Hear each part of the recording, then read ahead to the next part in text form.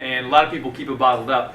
But anybody else have anything to say about that? Because I know you guys are honest and real. Well, I know people talk a lot of stuff about me, but I just keep my stuff bottled up inside because I don't like. Even though much of the writing is done on the students' own time, and students share their writing only every 4 to 6 weeks, the program's impact on students and their learning is great.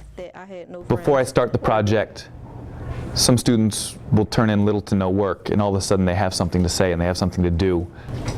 It was a regular afternoon. I came home from school and did my homework. Then I went outside to play basketball. Today I was not going to play basketball at the top of my block. I was going to go down to... I've seen attendance go up from students that were often truant in 6th and 7th grade. Their attendance rates go up. That statistic was available last year because I had someone checking the data. All of our kids just about in the 8th grade had journals. All of them had tutors from LaSalle. Let me just give you a statistic. 58% of our kids last year were reading proficiency or better. Reading proficiency at better.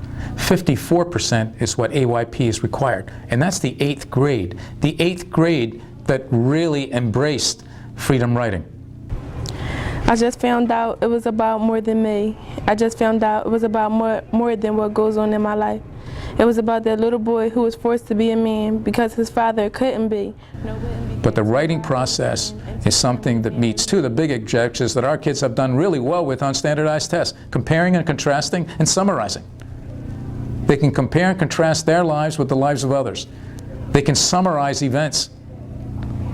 And they are beginning to write, albeit that sometimes it has punctuation errors, etc. But that's a mechanical issue that we can help students think about. Yeah, this has incredible implications for teachers because it gives teachers a vehicle to communicate with their students in a variety of ways. I mean, it's more interdisciplinary in that they could use this through content study of literature, history, social studies, or just personal feelings.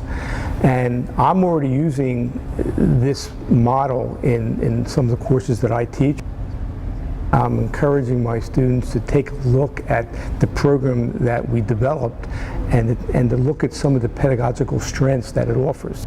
What I encourage my students to look at are things like ways of getting kids to critically think, how they go through the writing process, how they connect history to their own personal lives. It has tremendous implications, as I see it, for teacher educators and for teachers who are being trained. And it's not necessarily whether they're teaching literacy or they're teaching math, because having kids write in journals about their lives that connect to any content, it can be very powerful.